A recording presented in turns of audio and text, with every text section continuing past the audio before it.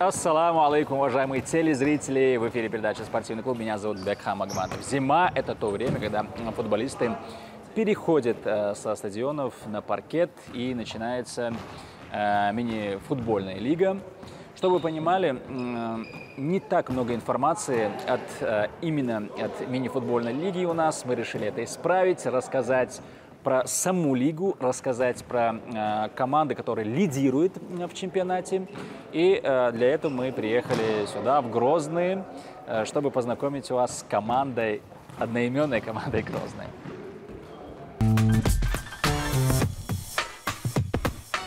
Итак, рядом со мной, друзья, хороший знакомый, которого я уже знаю давно. Саид, ты теперь руководитель лиги по мини-футболу, да, в Чеченской Республике, да, получается. Но когда мы с тобой записывали первое, получается, интервью, это было ковидное время, где, когда все было закрыто, но все равно тогда проходили наши спортсмены тестирование. И помнишь, как наше интервью? Был конкурс тогда, онлайн-конкурс. Да, вот. Онлайн-конкурс всероссийский, потому что в ковидное время, как известно, выходить было не вариант. Поэтому Министерство спорта России вели такой конкурс, где мы, Чеченская Республика, очень удачно выступили. Больше всего участников было в этом конкурсе, больше всего победителей было в этом конкурсе. Хорошие были времена. Хорошие. Да. Но ты теперь в новой должности. Тогда занимался именно ГТО. Теперь, наверное, я думаю, занимаешься своим любимым делом, футболом. Да? Не совсем. Я ГТО не оставил. В ГТО я еще также работаю. Ты еще там трудишься, да. Это мое хобби, мини-футбол, которому я, в принципе, отдал уже, можно сказать, почти всю жизнь. С 7 лет начал играть. И вот сейчас также играю, но уже больше именно организаторскую деятельность, так скажем уж.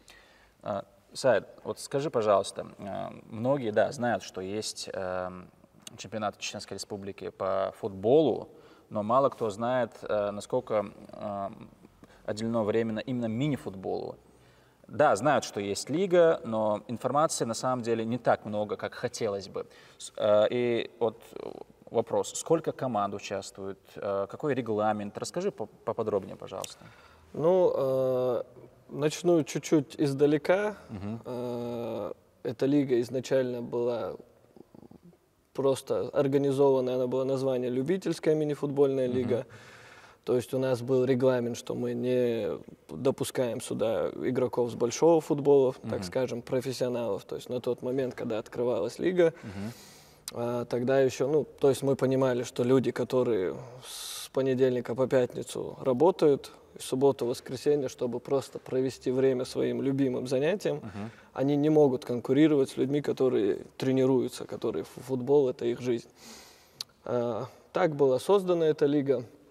В тот момент она была любительская. Вот до прошлого года мы прожили под статусом любительская мини-футбольная лига.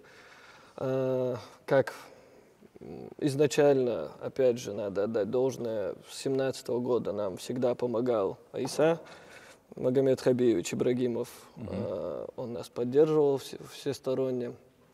И вот в прошлом году, как он стал министром, также Халид Кадыров, когда он стал помощником министра, курирующим футбол. В общем, они все сделали так, чтобы мы именно вот этот статус любительский у нас ушел, и мы стали, так скажем, действительно чемпионатом республики по мини-футболу. Если раньше команды просто собирались в день игры, и это было достаточно, то в настоящее время, если ты хочешь конкурировать в чемпионате, подготовка играет решающую роль. За тренировочным процессом в команде Грозный следит тренер Зелимхан Нукаев. Кстати, с командой он работает с прошлого сезона. Да, я был знаком со всеми, да, с Махданом, с Саидом, с директором мини-футбольной школы, с замом. И в прошлом сезоне была такая идея, что одна команда с высшей лиги снялась, и вместо них мы зашли как, чтобы была практика. Вот. И один круг вот так отыграли. После первого года, учитывая, что мы все лето тренировались, Мини-футбол, хоть и, можно сказать, только зимний вид спорта, но мы летом здесь тренировались. Ну, ожидания, конечно, были. Вот. Ну, можно сказать, что по чуть-чуть они оправдываются, да. Не только чуть-чуть. На самом деле команда Грозный показывает в чемпионате отличную игру. В первом круге в 11 турах они выиграли 10 матчей и 1 раз сыграли в ничью. И пока идут без поражений. Как только я увидел такой результат, сразу спросил Зелимхана. В команде собраны все звезды? Звезд нет. Игроки, ну, почти вот весь состав состоит из молодежи. Где они раньше играли? Может быть, у них какая-то школа футбольная есть? Как таковой футбольной школы не было. Вот. Но некоторых из этих игроков до этого я еще тренировал из этой молодежи.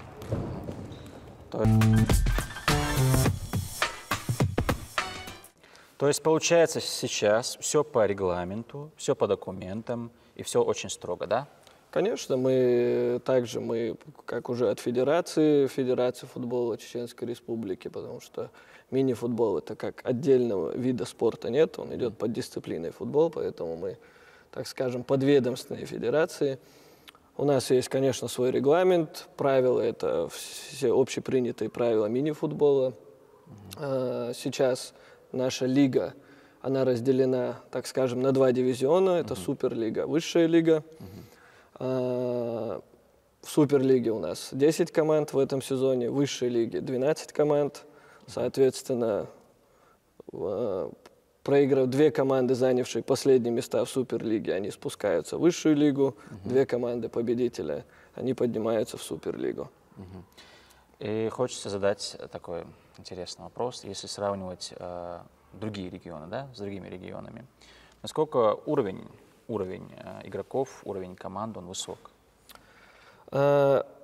Сказать честно, уровень именно игроков желает лучшего, потому что у нас больше был большой футбол до сих пор развит, мини-футбол. Вот мы только сейчас начинаем играть, но в любом случае мы, по крайней мере, достойно показываем себя. Мы ежегодно выезжаем на турнир в Краснодарский край. Там, в принципе, достойно себя показываем. В прошлом году мы стали победителями серебряного плей-офф. Наша команда чемпион. Это же, получается, зона ЮФЛ, да, по-моему? Нет, там это турнир, он, по идее, всероссийский. Всероссийский да, турнир. там также и команды сейчас уже с новых регионов присоединенных, с Донецка есть Гвардеец, Спартак, которые играют сейчас по первой лиге ЮФО и СКФО, то есть очень хорошие команды. Также с Краснодара много команд, с Москвы есть команды. И вот в прошлом году наша команда чемпион, она туда отправилась, и там выиграли серебряный плей-офф. В этом году мы туда отправили 2 команды, чемпиона и победителя кубка ежегодного. Но, в принципе, результат хороший, мы довольны. Вышли с группы в золотой плей-офф, там уже проиграли чемпионам. Результаты в мини-футболе заметны, и с каждым годом наши спортсмены завоевывают все больше и больше наград. И дело ведь не только в их отдаче. Как раз об этом мы поговорили с Магданом Медаевым, директором спортивной республиканской мини-футбольной школы. Ну, в первую очередь то, что есть условия, то есть все для того, чтобы они развивались. У нас для этого все есть, внимание, руководство. То есть это главный фактор. То, что у подрастающего поколения есть интерес к этому виду спорта, да, сейчас на данный момент мы не так еще успели заявить о себе, то есть такой вид, который не положен в таком порядке, развивался. И сейчас потихоньку, благодаря взрослой мини-футбольной лиге, которую с 2017 года мы запустили, вот благодаря этому и вот сейчас молодое поколение подтягивается. Времени, конечно, было мало, всего полгода команда Грозная. Начали интенсивные такие тренировки в таком стандартном зале. До сих пор были такие маленькие залы, и после тренировок, когда если получались выезды, переходить на стандартный зал очень было тяжело. А сейчас у нас все условия есть, и за такой короткий срок, я считаю, достаточно неплохие результаты уже ребята показывают. Естественно, мы понаблюдали и за тренировочным процессом команды. Вначале легкий бег и разминочные упражнения, хорошая растяжка и игра в квадрат. Ну а далее обработка комбинации. Победа любит подготовку, говорят тренера. Чтобы вы понимали, Грозный 3 раза в неделю упорно тренируется на данном паркете. И так, я взял мяч, это некрасиво.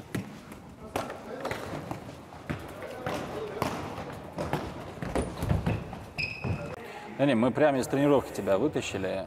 Обычно нам такое не позволяют, но сегодня сделали исключение.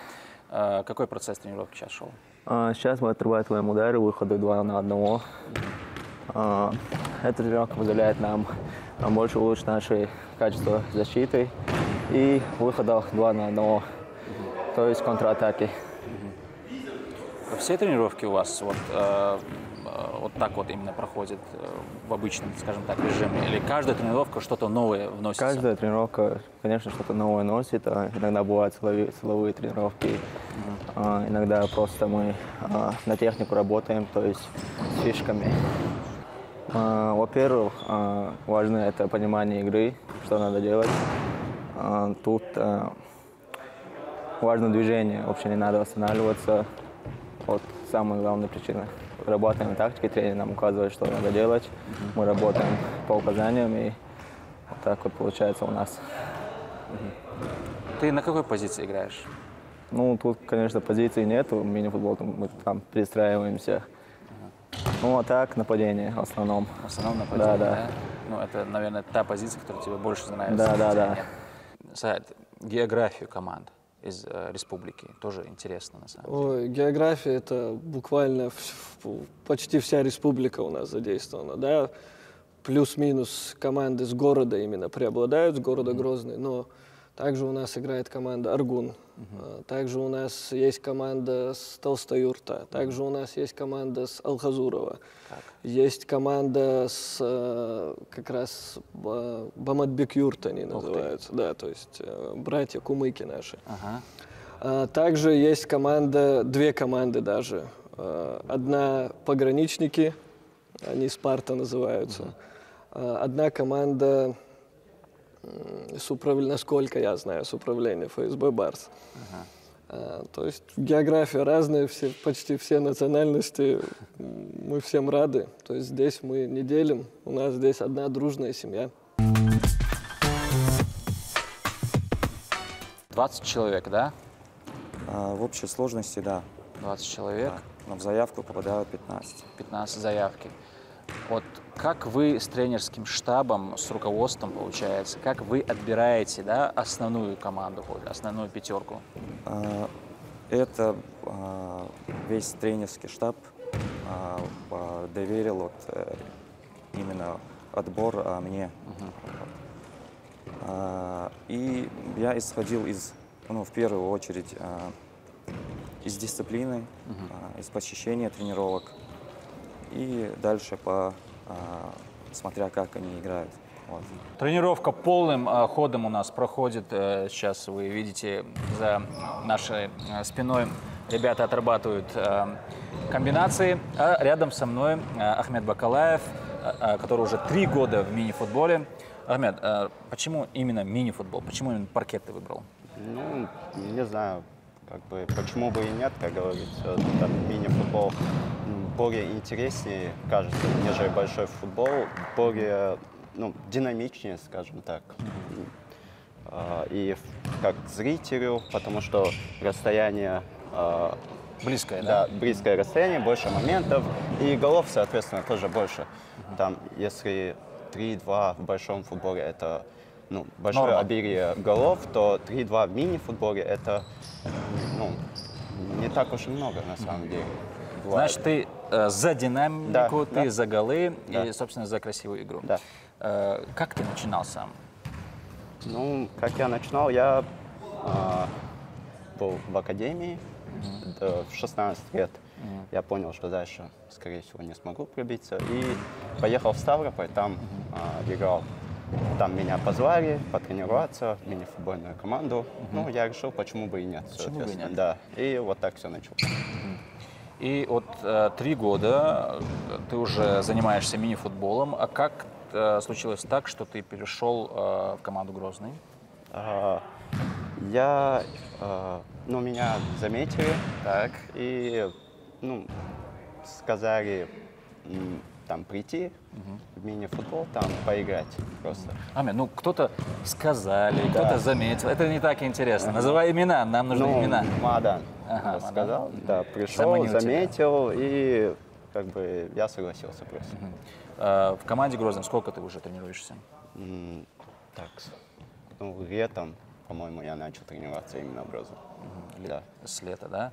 Всегда интересно узнать об истории возникновения того или иного коллектива. Узнав историю, ты понимаешь, куда команда двигается, понимаешь, какие цели она перед собой ставит. У команды Грозный тоже есть своя история. Команда Грозный это начало всего, можно сказать. Команды Грозный началась эта лига. То есть изначально даже еще меня не было в этой команде. Это была, так скажем, группа друзей, которые просто собирались в одно время, играли в футбол в зале. Потом начали, что давай мы будем тренироваться. Начали тренироваться. Давай мы кого-то будем другие команды приглашать. То есть и вот так вот придумали себе название Грозный. Дальше начали товарищески играть с другими командами. От этого родилась лига. Это какой год, интересно? Это 17-й год. Нет, начали еще в 2016 году. Но вот лига открылась в 2017. Но на самом деле это не такой большой срок. Больше, сколько там получается? 7 лет, да? Да. Если сравнительно, не такой большой срок, на самом Не такой деле. большой срок, но уже команда, можно сказать, с историей. Команда, то есть вот та команда, которая все это начала, Грозный, буквально несколько человек осталось, поменялись люди после того, как обновился состав, так скажем. Команда Грозный стала двукратным чемпионом, двукратным обладателем кубка. Потом, так скажем, я был капитаном этой команды в то время. По определенным ситуациям в итоге команда распалась. И вот у нас есть мини-футбольная школа, детская республиканская спортивная школа по мини-футболу. Это единственная в республике, направленная на данный вид спорта. Там у нас молодая команда. И вот, так скажем, дорогу молодым. Уже Грозный версия 2.0, так скажем, или уже 3.0 даже. И команда сейчас, скажем, очень-очень-очень, несмотря на свой возраст, там... Сколько им лет? Самому младшему 16 лет. Маша. 16, 17, 18. А ветераны есть? Ветеран остался я. Ветеран у них играющий тренер Зелимхан. И ветеран еще у нас один из вратарей тоже со старого Грозного остался. Какой футбол должна показывать именно твоя команда? Учитывая, что мини-футбол в республике вот недавно только начал работать, и в основном здесь у нас в республике играют с большого футбола. И как таковой картины мини-футбола нет у команд. И я, и весь тренерский штаб по чуть-чуть пытаемся внести эту картину именно с мини-футбола, воспитать мини-футболистов. Да, вы заявились, получается, в высшую лигу, да? Но очень рискованно на самом деле. Молодые ребята, у них очень мало опыта. Почему пошли на такой риск? Знаешь, Бекхан, то есть, когда мы сейчас уже пробуем себя за пределами, там игроки, то есть в возраст одинаковый, но за счет того, что у них этот вид спорта более с юного возраста, с малых лет они занимаются этим видом спорта, то есть они физически достаточно хороши. И нашим ребятам это постоянство, то есть не то чтобы от выезда к выезду, то есть это редкость, а это постоянство, чтобы они где-то участвовали среди взрослых, то есть физически достаточно подкованных людей. Вот, среди таких футболистов, я думаю, им только на пользу будет. Да. Вначале сложно было, но сейчас таблица само за себя говорит, что... Риск оправдан. Да.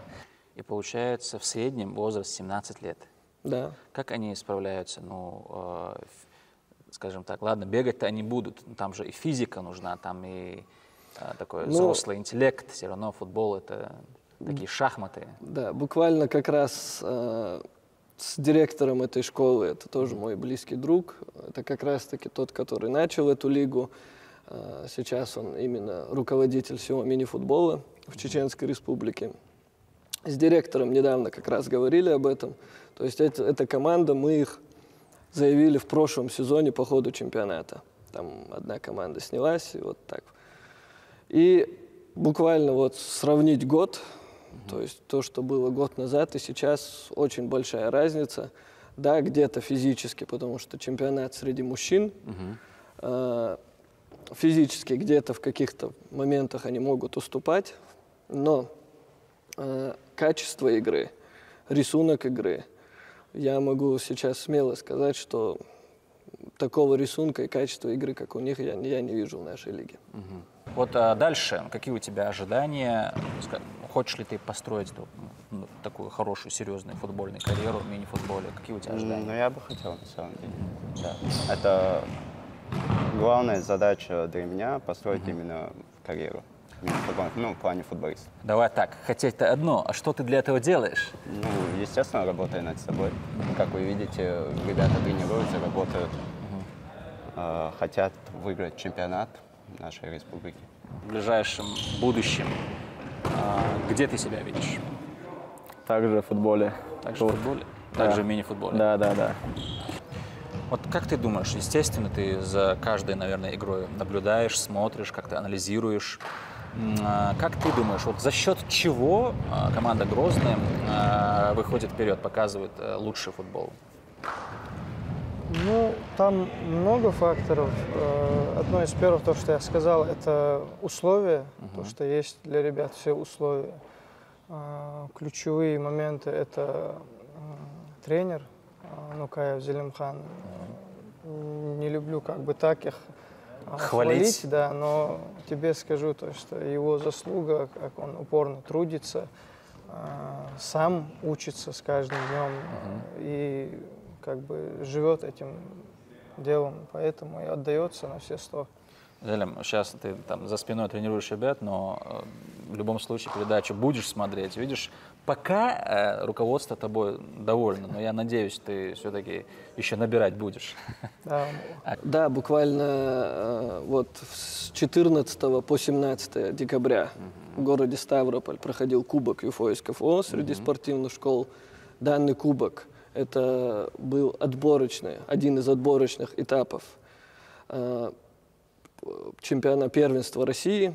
То есть они там завоевали серебро, показали, в принципе, очень хорошую игру. Ну, в финале чуть-чуть не хватило.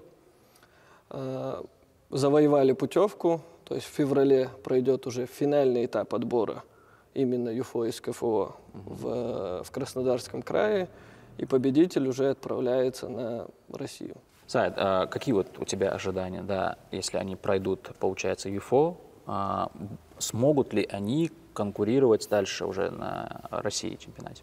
Ожидания у меня, ну то есть я реально смотрю на вещи, понимаю, что в других регионах этот вид был до сих пор более развит, у нас сейчас только набирается популярность, опять же, благодаря министру, который сам очень любит этот вид спорта, всячески нас поддерживает. То есть в других регионах надо понимать, что там с самого детства дети, именно в данном направлении. Они же, так скажем, начали чуть позже, но хорошие задатки у них. То есть я, наверное, процентов на 80, на 90 я уверен, что ЮФО СКФО мы выиграем, должны выигрывать, обязаны. На России, как минимум, легкой прогулкой мы точно не будем.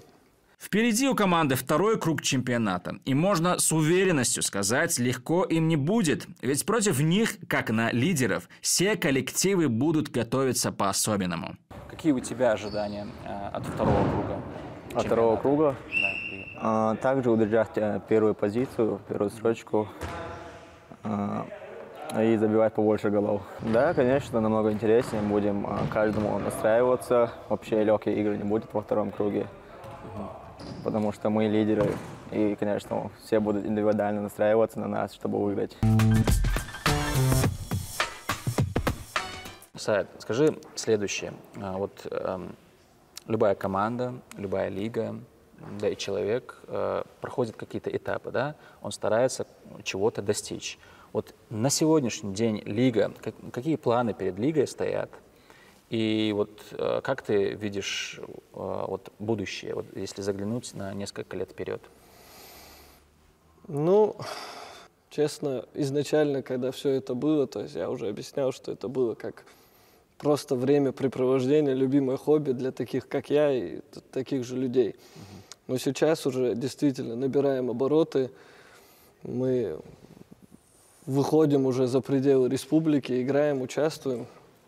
То есть, ну, как я вижу, идеально это все. Тут даже не столько лиги касается, сколько я хочу, чтобы у нас в ближайшем будущем команда играла хотя бы как минимум в первой лиге ЮФО из КФО, в ближайшее будущее вышла.